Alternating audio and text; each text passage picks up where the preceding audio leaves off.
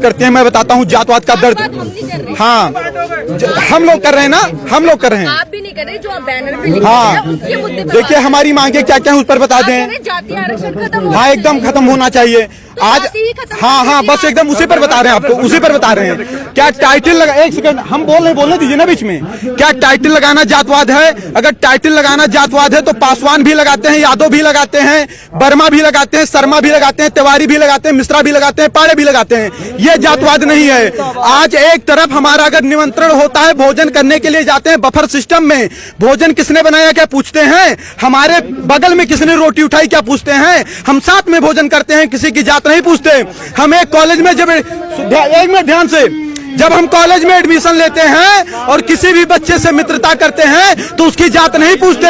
एक चाय की दुकान पर जाते हैं, चाय वाले से चाय लेते हैं, उसकी जात नहीं पूछते। समोसे से समोसा लेते हैं, जात नहीं पूछते। सब्जी वाले से सब्जी लेते हैं, जात नहीं पूछते। लेकिन जब हम सरकारी काउंटर पर फार्म भरने जाते हैं तो हमारी जात पूछी जाती है।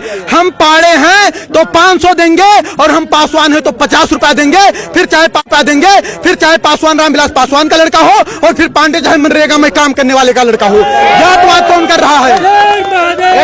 पूछना है तो पूछिए, आप पूछिए प्रश्न। क्या बेनिफिट होगा अगर ये खत्म हो जाएगा? देखिए बाबा साहब अम्बेडकर ने कहा 10 साल के लिए रिजर्वेशन होना चाहिए। इस देश के चंद गद्दार नेता आज क्या कह रहे हैं कि आज 70 साल बाद बाबा साहब भी आ जाएंगे लेकिन आरक्षण नहीं खत्म होने देंगे। तो क्या वो बाबा साहब के सिद्धांत पर चल रहे हैं?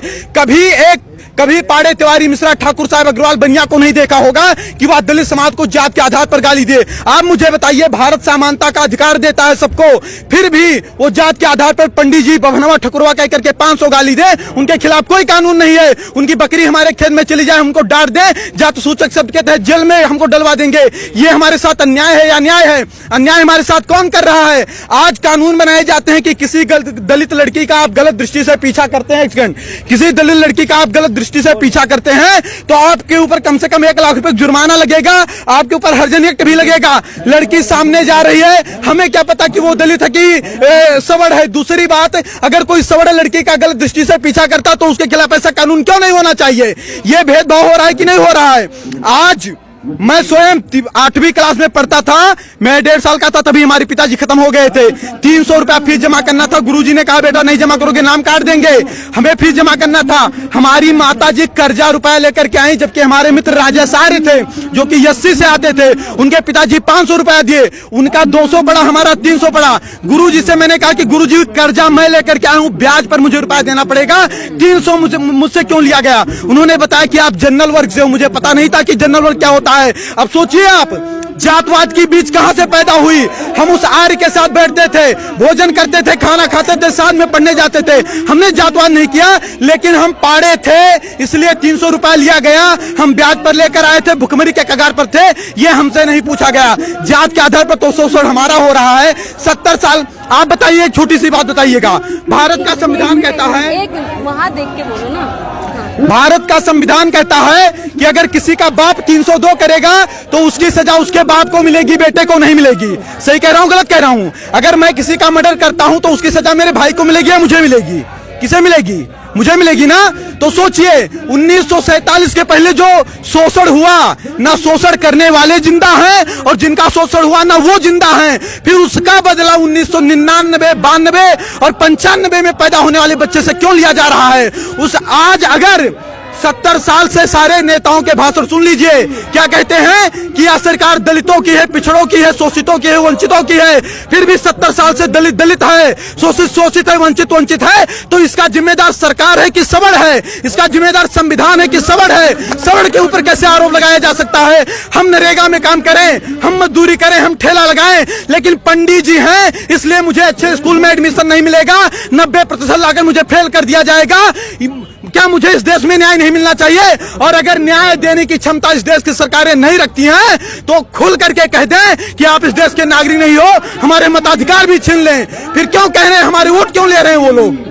SC/ST एक्ट का 10 महीने जेल है। अब आप क्या मांग रख रहे हैं? अगर इन मांगों को नहीं माना जाए, हमारी मांग ये है कि देखिए एक समय था, एक कालखंड था जब जातवादिता रही होगी, आज जातवादिता नहीं है। यहाँ जितने लोग आए मैंने किसी की जात नहीं पूछी, सबसे हाथ मिलाया, नमस्ते प्रणाम किया।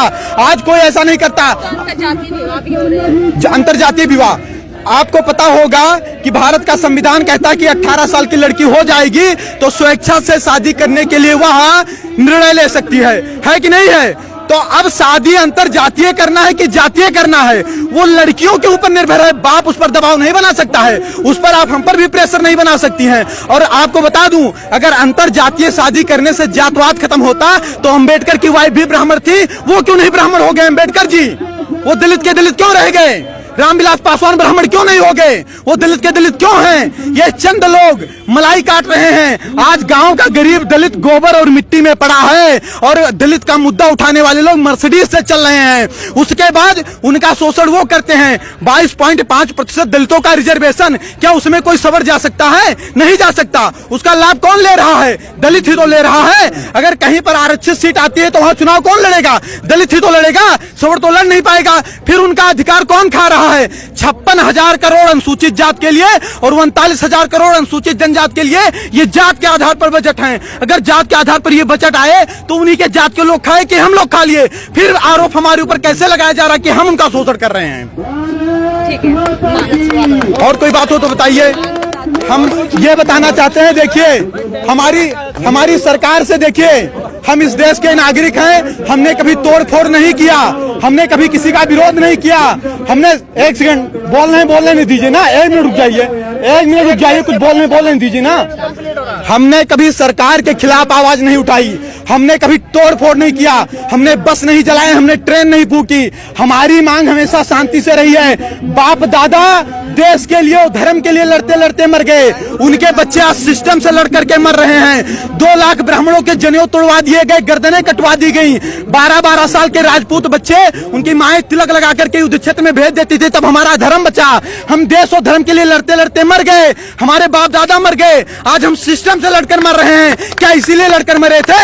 हमारी मांग है कि राष्ट्रीय सोड़ आयोग का गठन हो, सभी में गरीबी होती है, जात के आधार पर आरक्षण न होकर आर्थिक आधार पर दीजिए और SC/ST एक्ट में जांच की व्यवस्था हो। क्योंकि अगर हमें अधिकार नहीं है जात सूचक शब्द के तहत किसी दलित को गाली देने की, तो किसी दलित को भी अधिकार नहीं होना चाहिए कि जात सूचक शब्द के तहत हमें गाली दें। बार बार कहते हैं 5000 वर्ष से शोषण किए हो, तुम यूरेशिया से आए हो, यूरेशिया चले जाओ। क्या इनके बाप का देश है? अगर इनके बाप का देश है तो मंगल पांडे जब गोली चला रहे थे तब कहाँ चले गए थे लोग? कहाँ चले गए थे लोग? सपोर्ट कर दिया, आना नहीं पड़ता यहाँ। और कोई बात होगी तो बताइएगा, हम अपने मुद्दे पर तटस्थ हैं और अगर कहीं किसी को समस्या होगी तुरंत बताइए। तो आपने देखा यहाँ पर जो है आरक्षण जो है जातिगत आरक्षण नहीं होना चाहिए, यहाँ पे मांग की जा रही है। नई दिल्ली के जंतर मंतर पर तमाम लोग आकर के यही कह रहे हैं कि जातिगत आरक्षण नहीं होना चाहिए और SC/ST एक्ट जो लगाया गया है, जो बनाया गया है, इसमें सुधार होना चाहिए। क्यों है कि इन सब चीज़ों को जो है सरकार इस पे सुनवाई करे, इस पे संज्ञान ले, जो ये मांग रहे हैं। और जेठेरी जी जो है रामलीला मैदान में उनका आमरण अनशन चलता रहेगा। जो इनकी मांगे हैं वह पूरी होनी चाहिए। इन्हीं मांगों के